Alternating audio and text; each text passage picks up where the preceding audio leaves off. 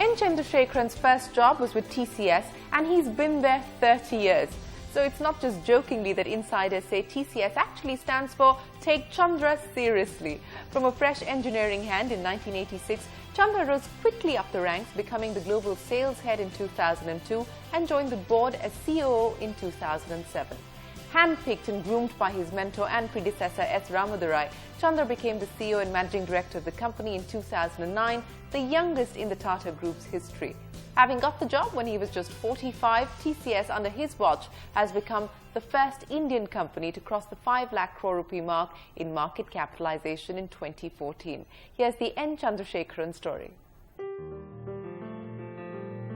I grew up in a little small town in South India, a town called Mohanur, a very idyllic setting, and I was the 5th child of 6 for my parents, and it's a town with one school and one hospital and that kind of a setup. So I got educated there in the school in Tamil medium. My father instilled in me very strong values. He always inculcated values of frugality and accounting for everything, reflect on a daily basis. My mother is probably the person who influenced me a great deal in terms of hard work. I have never seen anyone else till today who can work as hard as she can.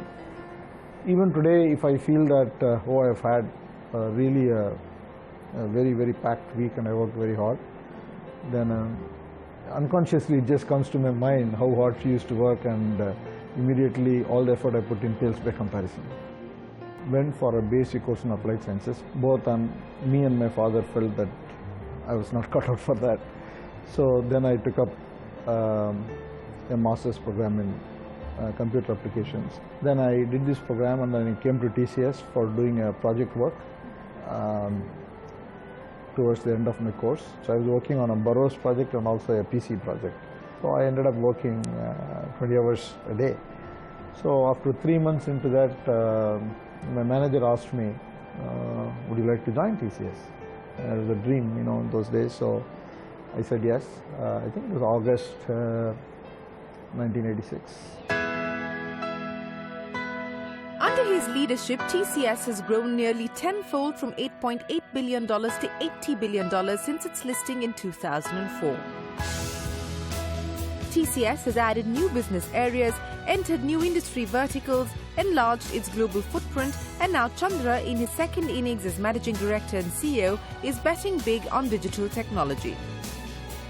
The staggering growth of TCS is the result of Chandra's initiative of dividing a monolithic entity into smaller business units and empowering leaders to run them independently but with accountability.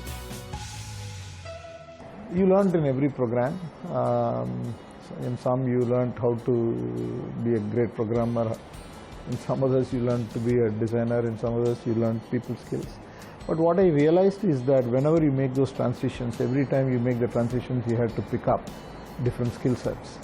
So I learned from a manager in one of my clients. He always used to come at 6:30 a.m. in the morning, and the evening he will leave at 3:30 or 4. But he will clear everything by 8 o'clock, and then he will say, "It's important to be free because you don't know what hits you.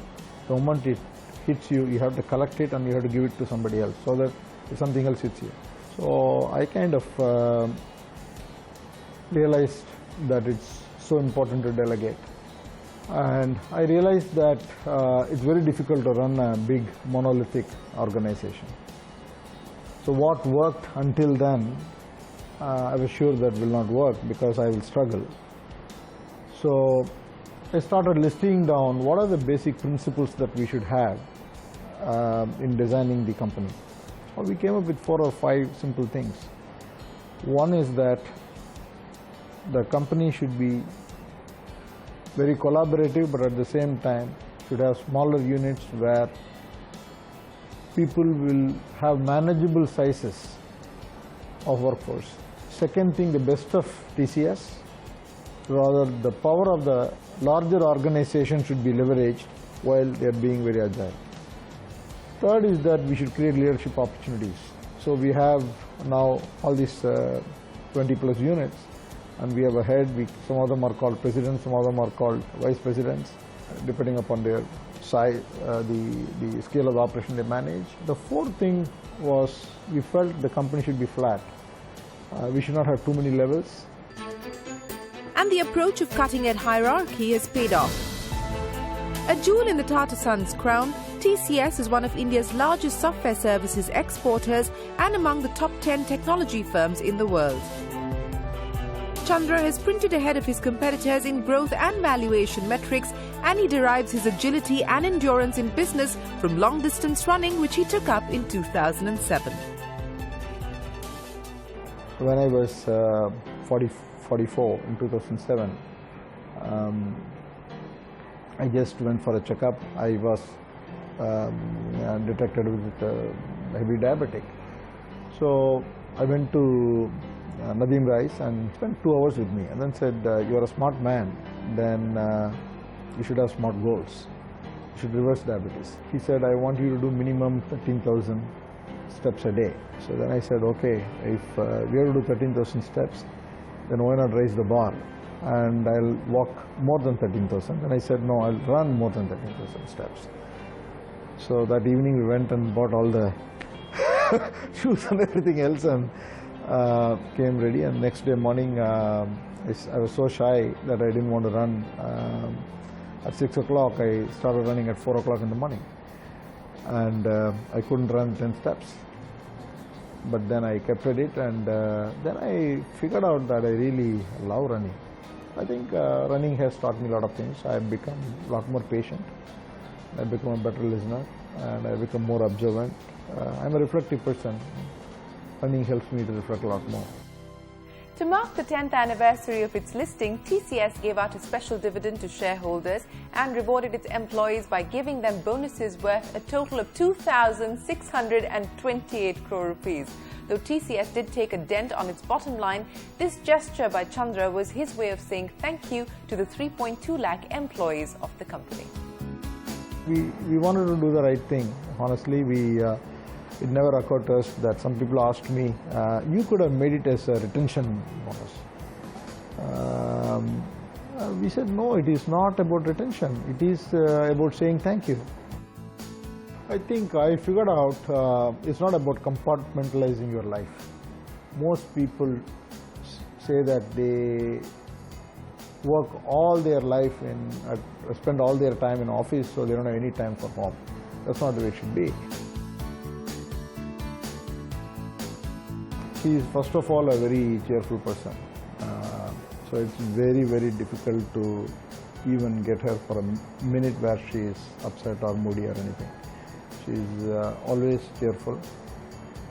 So our home environment is always very energetic.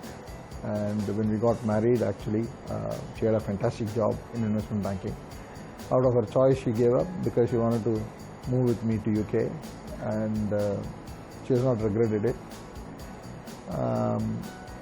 But I think she has contributed a lot all through these years. She has always been there for me. See, I think we are in a very good place.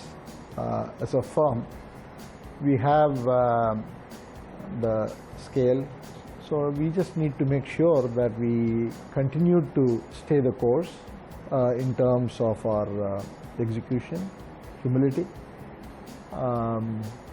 focus on customers, focus on people, and society at large, but at the same time become more and more innovative and make all the bets that we need to make and be agile enough to be ahead of the curve.